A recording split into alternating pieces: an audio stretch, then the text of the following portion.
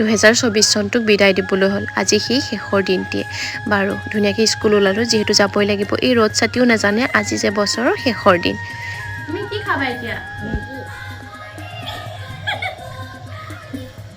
অৱশ্যে ব্যস্ততাৰ বাবে বছৰটিনো কেনেকৈ পাৰ কৰিলোঁ গমেই নাপালোঁ কেতিয়া দেওবাৰ হয় সেই কথাটো ভাবি থাকোঁতে বছৰটিয়ে পাৰ হৈ গ'ল আচৰিত ন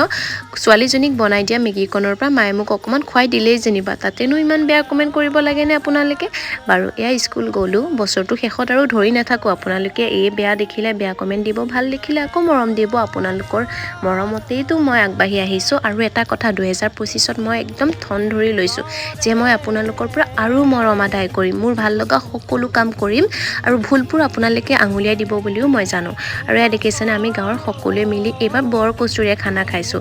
আৰে মাছৰ লগত বৰকচুৰ জুতিটো সোৱাদ জানো বেলেগ আপোনালোকেতো জানেই সকলোৱে বাৰু হেপী নিউ ইয়েৰ আৰু